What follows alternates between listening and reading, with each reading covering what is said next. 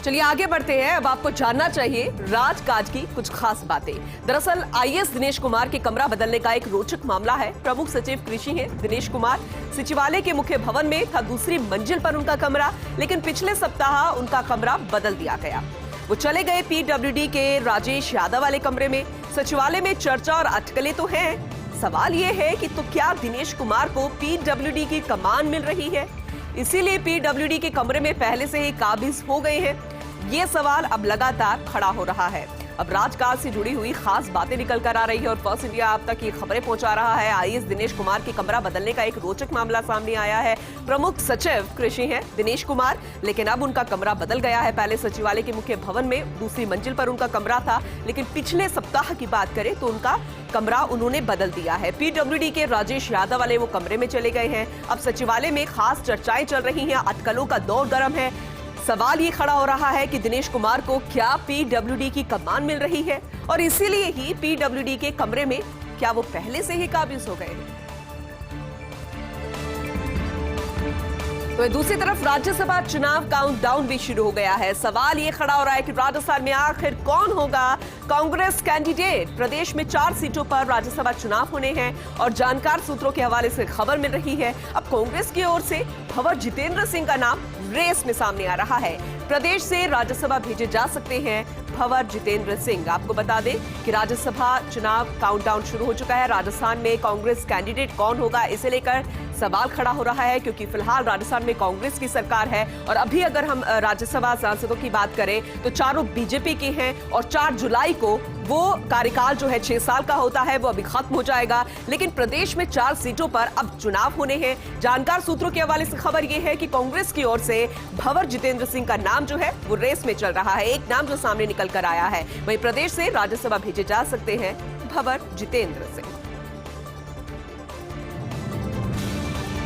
चंबल को प्रदूषित कर रहा है शहर के कई नालों का गंदा पानी। ये इस वक्त की बड़ी खबर मिल रही है। नेशनल ग्रीन ट्रिब्यूनल में पीपल फॉर एनिमल की अपील भी है। पीएफए के राज्य प्रभारी बाबूलाल जाजू ने चंबल का दौरा किया। कोटा के नाले चंबल नदी में उन्होंने तस्वीरें ली, क्योंकि नदी में वो पानी मिल रहा था और उसकी तस्वीरें उन्होंने ली। चंबल नदी के पानी में इस तरह प्रदूषण रोकने की अपील अब उन्होंने की है, क्योंकि ये प्रदूषित भी हो रहा है और नुकसान भी आने वाले समय में करेगा। नेशनल ग्रीन ट्रिब्यूनल में पीपल फॉर एनिमल यानी कि पीएफए के राज्य प्रभारी बाबूलाल जाजू ने चंबल का दौरा किया। तब उन्होंने ये पूरी तस्वीर देखी। इतना ही नहीं, उन्होंने ये तस्वीरें अपने कैमरे में भी कैद कर ली। चंबल नदी में जब वो गंदा पानी मिक्स हो रहा था, चंबल नदी के पानी में इस तरह प्रदूषण रोकने की अपील वो अब करते नजर आ रहे हैं। एक खास खबर, मुख्यमंत्री अशोक गहलोत ने आज एग्री एक्सपो का उद्घाटन किया। जोबनेर में 14 नवनिर्मित भवनों का लोकार्पण भी उन्होंने किया और कहा कि लालचंद कटारिया ने जोबनेर में कृषि विश्वविद्यालय की मांग की थी। कटारिया की मांग पर जोबनेर में कृषि विश्वविद्यालय बना है, लेकिन इसके साथ ही कोटा और जोधपुर में भी कृषि विश्वविद्यालय बना। हमने जो कहा वो करके दिखाया। किसानों की बात सब करते हैं। देश में पहली बार अलग से कृषि बजट भी पेश हुआ है। ये वाकई में एक ऐतिहासिक पल था। राजस्थान में पानी की समस्या बेहद गंभीर है। सभी को मिलकर पानी बचाना होगा। सरकार पानी को बचाने का काम भी कर रही है और सरकार के साथ आपको भी यानी जनता से भी उन्होंने अपील की है कि आपको भी पानी बचाना होगा। कोरोना के समय में राजस्थान सरकार ने बेहतर काम किया। वहीं सीएम गहलोत ने जोबनेर में बाईपास की भी घोषणा की है। तो आपको बता दें कि आज एग्री एक्सपो का उद्घाटन उन्होंने किया है जोबनेर में, और लोकार्पण करते वक्त उन्होंने 14 नवनिर्मित भवनों का भी लोकार्पण किया। और इस दौरान जब वो अपना संबोधन दे रहे थे तब उन्होंने कहा कि कृषि मंत्री लालचंद कटारिया ने जोबनेर में कृषि विश्वविद्यालय की मांग की थी और कटारिया की मांग पर जोबनेर में कृषि विश्वविद्यालय बना है, लेकिन इसके साथ ही कोटा और जोधपुर में भी कृषि विश्वविद्यालय बना है। हमने जो कहा यानी कि हमारी सरकार ने जो कहा वो करके दिखाया, क्योंकि किसानों की बातें तो हर सरकार करती है, लेकिन हम वो करते हैं जो कहते हैं। देश में पहली बार अलग से कृषि बजट भी हमारी ही सरकार ने पेश किया। राजस्थान में पानी की समस्या बेहद गंभीर है, ये हर कोई जानता है और ऐसे में हम सबको मिलकर आगे आना होगा और पानी को बचाना होगा। सरकार पानी को बचाने का काम कर रही है और सरकार के साथ आपको भी पानी बचाना होगा। कोरोना के समय में राजस्थान सरकार ने बेहतर काम किया था और आगे भी यही कोशिश रहेगी। सीएम गहलोत ने जोबनेर में बाईपास की भी घोषणा की। वहीं दूसरी तरफ विधानसभा में रूपनगढ़ का कुलदीप सिंह हत्याकांड का मामला भी उठा।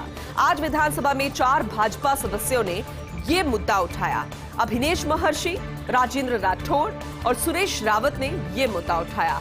स्थगन प्रस्ताव के जरिए मुद्दे को सदन में उठाया गया। नामजद दोषियों को तुरंत पकड़कर उन पर सख्त कार्रवाई की मांग की गई है। तो वहीं नरपत सिंह राजवी ने कार्रवाई की मांग की, साथ ही साथ परिवार को मुआवजा देने की बात भी उठाई। हालांकि स्पीकर ने राजवी को बोलने से रोक दिया, लेकिन बाद में उन्होंने बात रखने को कहा और उसके दौरान जब उन्होंने अपनी बात रखी तो ये बातें निकल कर आई। विधानसभा में रूपनगढ़ का कुलदीप सिंह हत्याकांड मामला आज गूंजता हुआ नजर आया। विधानसभा में 4 भाजपा सदस्यों ने इस मुद्दे को मिलकर उठाया, जिनमें अभिनेश महर्षि थे, राजेंद्र राठौड़ थे और सुरेश रावत थे। आपको बता दें कि स्थगन प्रस्ताव के जरिए इस मुद्दे को उठाया गया था। इतना ही नहीं, नामजद दोषियों को तुरंत पकड़कर उन पर सख्त कार्रवाई की मांग की गई है, क्योंकि अभी तक ऐसी कोई कार्रवाई नहीं की गई। तो उन्होंने वहीं नरपत सिंह राजवी ने भी इस कार्रवाई की मांग की, यानी कि 4 सदस्यों ने। वहीं साथ साथ परिवार को मुआवजा देने की बात भी उठाई, क्योंकि परिवार उनका काफी सफर कर रहा है। हालांकि स्पीकर ने राजवी को बोलने से रोक दिया था, लेकिन बाद में उन्होंने बात रखने को कहा। महंगाई की बात करें तो पेट्रोल और डीजल की बात सबसे ऊपर आती है और पेट्रोल और डीजल की दरों में लगातार वृद्धि हो रही है। 7 दिन में छठी बार पेट्रोल और डीजल के दाम बढ़े हैं। पेट्रोल 33 पैसे और डीजल 35 पैसे प्रति लीटर महंगा हो गया है। सुबह 6 बजे से लागू हुई बढ़ी हुई दरें। राजधानी जयपुर में पेट्रोल 111 रुपए 44 पैसे हो गया है, डीजल 94 रुपए 89 पैसे प्रति लीटर। 7 दिन में पेट्रोल 4 रुपए 38 पैसे तो डीजल 4 रुपए 19 पैसे लीटर महंगा हो गया है। अंतर्राष्ट्रीय बाजार में कच्चे तेल की बढ़ी हुई कीमतों का यह असर देखने को मिल रहा है। वहीं एक पखवाड़े तक जारी रह सकता है दैनिक मूल्य वृद्धि का दौर, यानी कि आने वाले समय में भी हमें मेंटली प्रिपेयर होना होगा कि पेट्रोल और डीजल के दाम और ज्यादा बढ़ सकते हैं। अभी 7 दिन की बात करें तो 7 दिन में छठी बार बढ़ चुके हैं पेट्रोल और डीजल के दाम। पेट्रोल 33 पैसे और डीजल 35 पैसे प्रति लीटर महंगा हो गया है।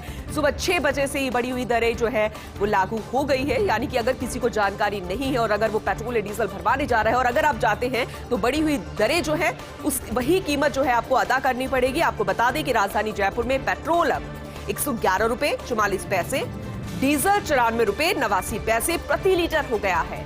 7 दिन के आंकड़े की बात करें तो पेट्रोल 4 रुपए 38 पैसे, डीजल 4 रुपए 19 पैसे प्रति लीटर महंगा हो गया है। और ये वजह जो मुख्य सामने निकल कर आई है वो है अंतर्राष्ट्रीय बाजार में कच्चे तेल की बढ़ी हुई कीमतें और उसी का असर यहां पर देखने को मिल रहा है। एक पखवाड़े तक जारी रह सकता है दैनिक मूल्य वृद्धि का दौर। इतना ही नहीं, 1 अप्रैल से नेशनल हाईवेज पर आपको सफर करना महंगा पड़ सकता है। जी हां, टोल दरों में 5 से 10 रुपए वृद्धि संभव है। जयपुर दिल्ली या फिर जयपुर अजमेर, जयपुर आगरा, ये सबसे व्यस्तम हाईवेज हैं और कार, जीप, अन्य LMV 5 रुपए होगा इसका रेट। ट्रक, बस 10 रुपए का आपको देना पड़ेगा। वहीं भार वाहन 20 रुपए तक वृद्धि जो है वो आने वाले समय में संभव हो सकती है 1 अप्रैल से।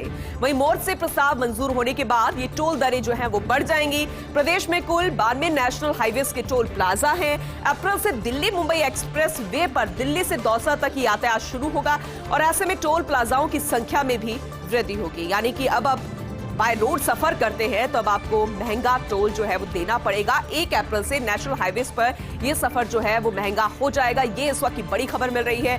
टोल दरों में 5 से 10 रुपए वृद्धि संभव है। अगर आप जयपुर से दिल्ली जा रहे हैं, जयपुर से अजमेर जा रहे हैं, जयपुर से आगरा जा रहे हैं, क्योंकि यही सबसे व्यस्तम हाईवेज है, कार, जीप या फिर अन्य LMV पर सफर कर रहे हैं तो 5 रुपए आपको अतिरिक्त देना पड़ेगा। ट्रक, बस 10 रुपए अतिरिक्त देना पड़ेगा। भार वाहन 20 रुपए तक भी वृद्धि संभव यहां पर जताई जा रही है, यानी कि 20 रुपए तक वृद्धि संभव है। मोर्च से प्रस्ताव ये मंजूर होने के बाद टोल दरें बढ़ जाएंगी। प्रदेश में कुल 92 नेशनल हाईवेज के टोल प्लाजा है। अब आप खुद अंदाजा लगाइएगा, अप्रैल से दिल्ली मुंबई एक्सप्रेस वे पर दिल्ली से दौसा तक यातायात भी शुरू हो जाएगा। ऐसे में टोल प्लाजाओं की संख्या में भी वृद्धि होगी, यानी कि अतिरिक्त आपको टोल दर देनी चुकानी होगी। वहीं 4 साल के बाद जयपुर से फिर से जुड़ेगा अबू धाबी। ये एक अच्छी खबर है। संयुक्त अरब अमीरात की कैपिटल सिटी से जुड़ेगा Jaipur. Air Arabia Abu Dhabi airline शुरू करेगी सीधी फ्लाइट। 21 अप्रैल से अबू धाबी के लिए शुरू होगी सीधी flight. Flight 3L175 Abu Dhabi से सुबह 4:55 पर जयपुर आएगी। फ्लाइट 3L176 जयपुर से सुबह 5:40 पर आबू धाबी जाएगी। इससे पहले 28 फरवरी 2018 को बंद हो गई थी आबू धाबी की फ्लाइट। एतिहाद एयरवेज आबू धाबी के लिए संचालित करती थी ये फ्लाइट। वहीं बैंकॉक के लिए भी 1 मई से सीधी फ्लाइट शुरू होगी, क्योंकि अगर आप आबू धाबी का सफर करना चाहते हैं या फिर बैंकॉक आपके बहुत ज्यादा काम थे, तो ऐसे में अब आपके लिए एक अच्छी खबर है, क्योंकि सीधी फ्लाइट अब जयपुर से होगी। 4 साल के बाद ये एक बार फिर से फ्लाइट का जो संचालन है वो शुरू किया जाएगा, वो भी जयपुर से सीधा संयुक्त अरब अमीरात की कैपिटल सिटी से जयपुर जुड़ जाएगा। Air Arabia Abu Dhabi airline सीधी फ्लाइट शुरू करने जा रहा है। 21 अप्रैल से आबू धाबी के लिए ये सीधी फ्लाइट शुरू होगी और ये फ्लाइट नंबर होगा 3L175। आबू धाबी से सुबह 4:55 से जयपुर पहुंचेगी। फ्लाइट 3L176 जयपुर से सुबह 5:40 से चलेगी और फिर आबू धाबी पहुंचेगी। इससे पहले 28 फरवरी 2018 को बंद हो गई थी। लोग काफी निराश हुए थे जिनके व्यापार आबू धाबी में चल रहे थे। आबू धाबी की फ्लाइट एतिहाद एयरवेज आबू धाबी के लिए संचालित करती थी फ्लाइट। वहीं बैंकॉक की बात करें तो 1 मई से भी वहां सीधी फ्लाइट शुरू हो जाएगी। वहीं एक खबर यह भी है कि अब रोडवेज की शान धीरे धीरे घट रही है। रोडवेज की बजाय निजी बसों को ज्यादा बढ़ावा मिल रहा है। विधानसभा में सीएम सलाहकार और विधायक संयम लोढ़ा के सवाल पर यह जवाब आया। सरकार ने 2 साल में 5309 निजी बसों को परमिट जारी किए हैं, जबकि रोडवेज को जारी हुए हैं सिर्फ 9 ही परमिट। 6 मार्गों पर चल रही है 8 बसों के स्टेट कैरिज परमिट भी अब खत्म कर दिए गए हैं। लंबे समय से नई बसें भी खरीदी नहीं गई हैं। रोडवेज के बेड़े में 4000 की जगह सिर्फ 3350 बसें रह गई है, यानी कि जिस आंकड़े को बढ़ना चाहिए था वो कम हो गया है। और खरीद नहीं होने से 1000 बसों को अनुबंध पर ले रखा है। साथ ही 1.5 साल के बाद भी ग्रामीण बस सेवा शुरू नहीं हुई है, क्योंकि ग्रामीण लंबे समय से इसकी मांग कर रहे थे ताकि वो शहर से सीधा सड़क मार्ग से जुड़ सके, बसों से वाहन रास्ते से निकल कर आ सके। लेकिन अब ऐसा होना मुश्किल है, क्योंकि रोडवेज की शान तो घट रही है और निजी बसों को बढ़ावा मिल रहा है। विधानसभा में सीएम सलाहकार और विधायक संयम लोढ़ा के सवाल पर यह जवाब आया। उसके बाद ये आंकड़े सामने आए। सरकार ने 2 साल में 5309 निजी बसों को परमिट जारी किए, जबकि रोडवेज की बात करें तो सिर्फ 9 ही परमिट जारी हुए हैं। 6 रास्तों पर 8 बसों के स्टेट कैरिज परमिट भी अब खत्म हो गए हैं। लंबे समय से कोई नई बसें भी खरीदी नहीं गई हैं और 4000 की जगह अब सिर्फ 3350 बसें ही रह गई हैं। खरीद ना होने से 1000 बसों का ले रखा है अनुबंध पर। साथ ही 1.5 साल के बाद भी ग्रामीण बस सेवा शुरू नहीं हो सकती।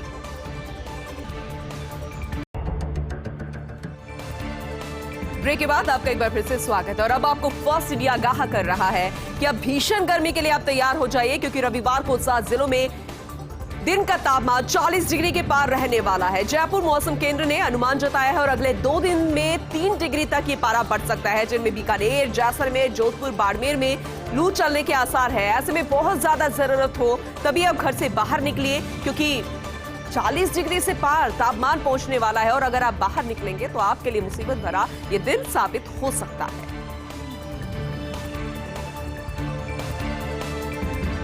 और इस बीच एक बड़ी खबर, बिजली संकट के बीच उपभोक्ताओं के लिए राहत की खबर मिल रही है। RVUNL की बंद पड़ी इकाइयों से विद्युत उत्पादन शुरू हो गया है। 2 दिन पहले 7580 में से 3760 मेगावाट क्षमता की 11 इकाई थी तकनीकी कारणों से बंद। 3820 मेगावाट क्षमता की इकाइयों से किया जा रहा था उत्पादन। वहीं विद्युत उत्पादन टीम द्वारा युद्ध स्तर पर अथक प्रयास कर इस आउटेज को कम कर दिया गया। वर्तमान की बात करें तो कोयला आधारित विद्युत गृहों की 6475 मेगावाट क्षमता की यूनिटें उत्पादन कर रही हैं। वहीं मात्र 1105 मेगावाट की यूनिटें तकनीकी खराबी के कारण बंद पड़ी थी। इनमें से सूरतगढ़ सुपर क्रिटिकल विद्युत गृह के 660 मेगावाट क्षमता की यूनिट 7 बंद रहने की संभावना भी है। वहीं जनरेटर ट्रांसफार्मर में फॉल्ट आने के कारण अभी 1 से 2 महीने बंद रहने की संभावना है। वहीं छबड़ा तापीय विद्युत गृह की क्षतिग्रस्त ESP से प्रभावित 250 मेगावाट क्षमता की यूनिट 4 के लिए भी प्रयास किया जा रहा है। आंशिक क्षमता पर चलाकर विद्युत उत्पादन करने से युद्ध स्तर पर भी प्रयास किए जा रहे हैं। वहीं कोटा तापीय विद्युत गृह की 195 मेगावाट क्षमता की यूनिट 7 से कल शुरू होगा विद्युत उत्पादन और ये एक अच्छी खबर है।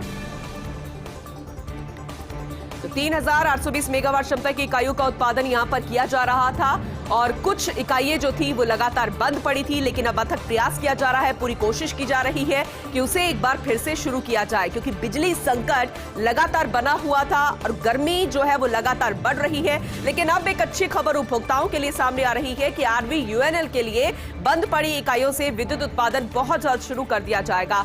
2 दिन पहले 7,580 में से 3,760 मेगावाट क्षमता की 11 इकाइयां तकनीकी कारणों से बंद थी। 3,820 मेगावाट क्षमता की इकाइयों से उत्पादन किया जा रहा था। विद्युत उत्पादन टीम द्वारा युद्ध स्तर पर लगातार प्रयास कर इस आउटेज को कम किया जा रहा है। वर्तमान की बात करें, यानी कि प्रेजेंट स्थिति में कोयला आधारित विद्युत गृहों की 6,475 मेगावाट क्षमता की यूनिट्स जो है वो उत्पादन कर रही है। सिर्फ 1,105 मेगावाट की यूनिट्स तकनीकी खराबी के कारण बंद थी और इनमें से सूरतगढ़ सुपर क्रिटिकल विद्युत गृह के 660 मेगावाट क्षमता की यूनिट 7 बंद रहने की भी संभावना रही। वहीं जनरेटर ट्रांसफार्मर में फॉल्ट आने के कारण ये वजह सामने आई और अभी 1 से 2 महीने बंद रह सकती है ये इकाई। वहीं छबड़ा तापीय विद्युत गृह की क्षतिग्रस्त ईएसपी से प्रभावित 250 मेगावाट क्षमता की यूनिट 4 के लिए भी प्रयास किए जा रहे हैं कि बहुत जल्द इसे शुरू कर लिया जाए, लेकिन आंशिक क्षमता पर चलाकर विद्युत उत्पादन करने के युद्ध स्तर पर भी प्रयास है। कोटा तापीय विद्युत गृह के 195 मेगावाट क्षमता की यूनिट 7 से कल शुरू होगा। विद्युत उत्पादन और ये उपभोक्ताओं के लिए अच्छी खबर है।